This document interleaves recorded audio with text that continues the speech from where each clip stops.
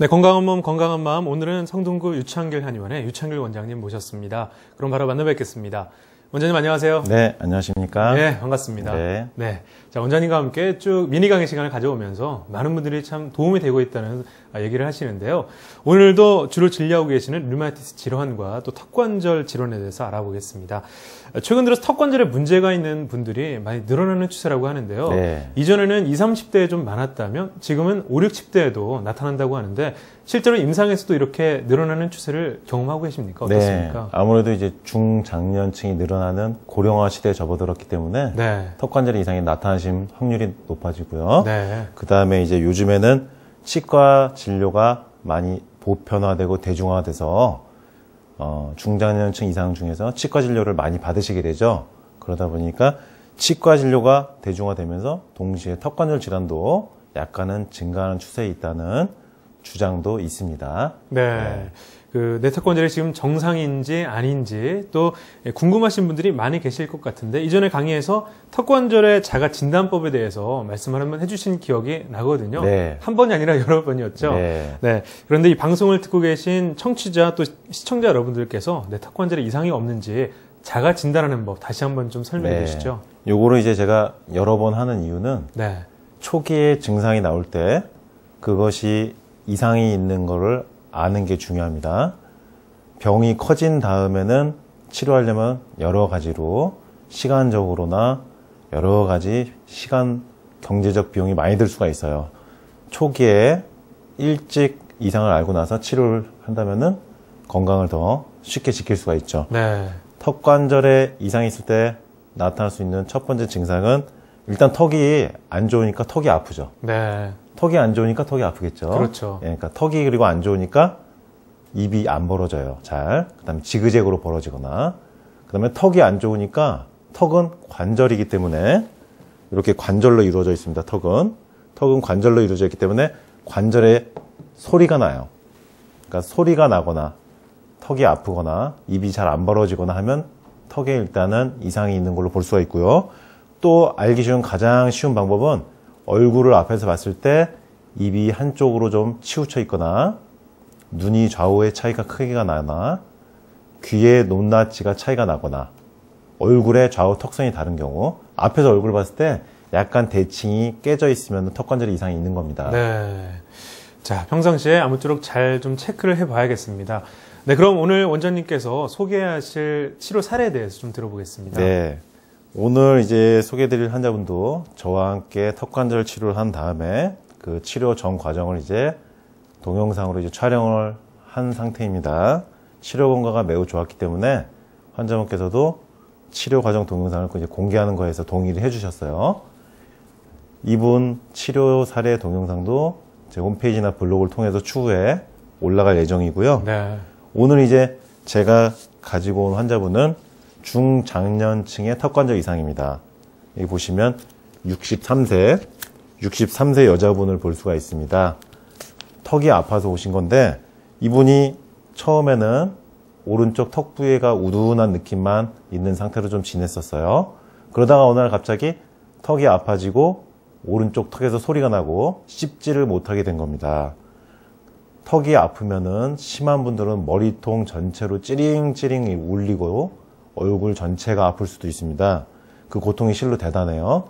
사람이 죽기 전까지 움직이는 관절이 턱관절이기 때문에 하루 종일 쉬지 않는 관절이 턱관절입니다. 하루 종일 아플 수가 있는 겁니다. 네. 고통이 꽤 크죠. 요분은 턱에 통증이 오고 어금니를 씹을 때마다 아프고 식사를 그래도 잘 못하게 됐죠. 그러다 보니까 이제 턱을 치료하기 위해서 이제 치과를 가신 겁니다. 근데 동네 치과 의원을 여러 군데를 방문했는데 치과 선생님들은 턱관절을 크게 이상을 없다고 진단을 내리신 거예요. 네. 근데 본인은 아파 죽겠는데 입이 안 벌어지고 씹을 때마다 아픈데 치과 선생님들은 그냥 조금 지내봐라 이렇게만 얘기하시니까 이제 치료를 어떻게 해야 될지 모르는 겁니다. 그렇다고 턱이 아픈데 치과에서 치료를 못하니까 어디를 가야 될까 고민을 하고 여기저기 정형외과, 외과나 물리치료할 수 있는 데를 돌아다니시면서 치료를 했는데 잘 안 나왔죠.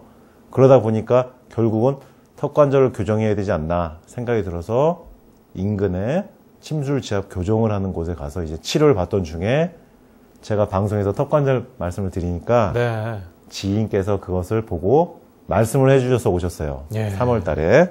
그래서 이제 저랑 치료를 시작하신 건데, 일단은 턱이 안 좋으니까 턱에서 소리가 나고, 입이 잘 안 벌어지고, 이분 지금 처음 왔을 때 입이 벌어진 각도를 재보니까 3월 23일 날 32mm가 벌어졌습니다. 원래 40mm 이상, 4cm 이상 벌어져야지 정상인데, 지금 32mm가 벌어지고 있었어요. 네. 입이 잘 안 벌어지고요. 그리고 초진 때 왔을 때 제가 딱 뵈니까, 얼굴 앞에 딱 뵈니까 입이 벌써 한쪽으로 약간 쏠려 계세요. 네. 턱관절이 좌우 균형이 깨져 있는 거예요. 말할 때나 음식을 씹을 때, 입을 벌릴 때 입이 한쪽으로 돌아간 거죠, 자꾸. 턱관절이 좌우가 깨져 있었고. 이분은 그러면 턱에 이상이 있어도 왔는데, 그러면 턱만 문제인가? 중장년층 이상의 턱관절 증상이 나타날 때 심각한 문제가 될 수 있는 거는 턱에 문제만 있는 게 아니고 척추에 문제가 같이 나타난다는 게 문제입니다. 이분 엑스레이를 이제 보시면은 좌우 턱에 나오는 각도가 일단 턱의 좌우가 밸런스가 깨져 있다 보니까 왼쪽은 턱이 다 빠져나오는데 오른쪽은 다 빠져나오지 않죠. 엑스레이를 보면은. 그 다음에 허리를 보면은요. 이분 정형외과에서 척추관 협착증 진단을 받았어요. 네. 그러니까 턱관절이 아파서 왔기 때문에 저한테 척추 얘기는 안 하시죠. 하지만은 엑스레이를 이렇게 찍어보면은 척추관 협착증 증상이 나와 있는 겁니다. 이렇게 척추가 관이 좁아져 있고 척추 한 마디가 척추 분리증 증상까지 있는 거고요. 목도 엑스레이상으로 일자목이고 좌우가 심하게 틀어진 목 상태였습니다. 그러니까 본인은 턱만 아프다고 오셨지만은 의사인 제가 보면은 턱관절은 척추랑 같이 움직이기 때문에 척추 엑스레이까지 꼭 촬영을 하게 됩니다. 그 촬영을 하니까 이렇게 척추가 문제가 있는 거예요. 예. 그리고 이분이 또 문제가 뭐 있냐면 고혈압 약을 몇 년 전부터 복용하고 있다는 겁니다. 턱관절은 머리로 들어가는 구멍을 좁아지게 해서 뇌로 들어가는 뇌압을 올립니다. 그래서 턱관절이 균형이 깨지면은 혈압이 올라가게 돼 있습니다. 그래서 이분은 몇 년 전부터 고혈압 약을 드시고 있는 거예요. 그러면은 이분이 턱관절이 아파서 왔지만은 결국 같이 있는 증상이 뭘까요? 목이 틀어져 있고, 목이 틀어져 있다 보니까 손발이 저린 지가 오래되셨다고 했습니다. 몇 년 전부터 손가락, 발가락이 저려서 오랫동안 고생을 해오셨는데 목이 틀어져 있다 보니까 목에서 손으로 내려가는 신경이 눌려서 손이 저린 거예요. 근데 환자분 본인은 턱관절 때문에 손이 저린 거는 꿈에도 생각 못하고 계시죠. 턱이 아파지니까 오신 거지 턱이 아픈 거를 모르는 상태에서는 안 오셨을 겁니다. 네. 근데 오셨을 때 제가 보니까 이렇게 목이 틀어져 있는 거고 척추관 협착증 증상이 있으니까 다리가 저리고 걷다 보면은 다리에 마비감이 오고 쉬어줘야 되고 그렇습니다. 그 다음에 고혈압 약을 몇 년째 복용하고 계시고 그 다음에 아침에 일어날 때마다 항상 만성 피로를 느끼세요. 개운하게 일어난 적이 없는 겁니다. 왜? 자는 사이에 뇌로 혈액 공급이 잘 안 되니까 밤 사이에 뇌가 휴식이 안 되는 겁니다. 자고 나도 머리가 개운하질 않아요. 이런 분들이 아주 많은데요. 대부분은 턱관절이 틀어져서 뇌로 올라가는 구멍이 좁아져서 뇌가 잠을 자는 동안에 휴식이 안 됐다. 산소 공급이 안 돼서 피로가 회복이 안 되는 겁니다. 이렇게 턱이 문제가 돼서 목과 척추가 이상이 오고 그로 인해서 손발이 저리고 척추관 협착증이 오고 고혈압 증상이 나타나고 만성 피로를 느끼는데 여러 가지 증상들이 있습니다만은 해결의 열쇠는 키포인트는 바로 턱관절이다. 턱관절을 조절해주면 척추가 바로 잡아지면서 손발이 저린 게 없어지고 만성 피로가 없어지고 혈압이 내려가는 겁니다. 제가 매번 턱관절 치료를 합니다만은 고혈압 치료를 하러 오신 분들이 아니에요. 네. 근데 제가 치료하면서 매번 혈압을 체크해보면은 신기하게 턱관절 조절해주면은 고혈압이 내려갑니다. 아. 참 신기한 원리인데 네. 어떻게 보면 단순한 원리입니다. 뇌로 들어가는 구멍을 뻥 뚫어주니까 뇌압이 내려가면서 혈압이 내려가는 거죠. 그래서 요분을 여러 가지 증상들이 있습니다만은 턱관절을 조절한 치료를 한 거죠. 밤에는 보조형 턱관절 균형 장치를 착용하고 일주일에 한 번씩 오면서 매번 맞춤식 음양 균형 장치를 제작하면서 착용했고요. 그 다음에 두개골 교정, 골반 교정 해가면서 침 치료와 부항 치료까지 겸해서 약 4개월간 치료를 했습니다. 턱관절에서 느껴지는 통증은 90% 이상 없어지고 32mm밖에 안 벌어지던 턱관절이 38.64mm까지 벌어진 겁니다. 정상 범위에 거의 근접하게 벌어지는 거예요. 네.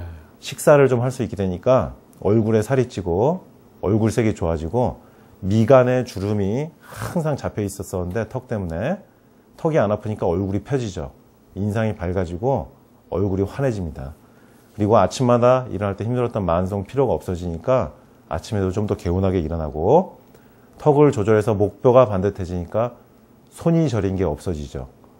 손 저린 거 치료하러 오신 게 아닌데 턱만 치료해달라고 오신 건데 손 저린 것도 없어지고 척추에 의한 협착증도 좋아지니까 발도 덜 저리고 다른 증상들이 한꺼번에 좋아지는 겁니다.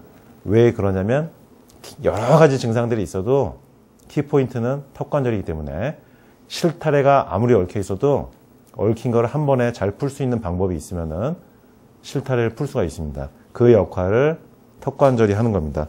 이처럼 턱관절 치료는 턱을 치료해 주기 때문에 일단은 턱이 아프거나 소리 나거나 잘 안 벌어진 분들이 일단 제일 빨리 효과를 볼 수 있고요. 네.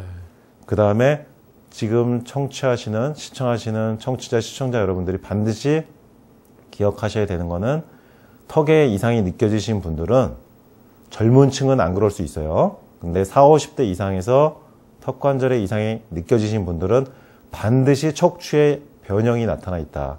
그래서 뒷목이 뻣뻣하거나 목 디스크나 허리 디스크, 손, 어깨, 뒷목이 항상 묵직하고 저리다, 아프다, 손가락이 저리다, 발가락이 저리다, 디스크 증상, 여러 가지 척추 증상들이 나올 수가 있습니다. 그러니까 오늘 방송을 들으시고 보시는 청취자, 시청자 여러분들께서는 턱관절에 이상이 내가 만약에 있다.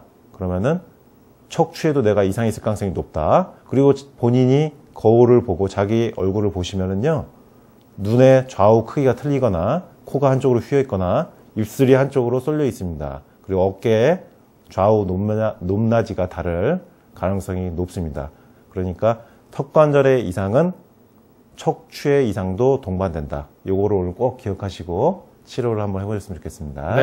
네. 네, 오늘 유창길 원장님과 함께 턱관절에 관한 강의 시간을 가져봤습니다. 턱관절뿐만 아니라 전신의 증상까지 개선될 수 있다고 하니까 많은 도움이 됐기를 바랍니다.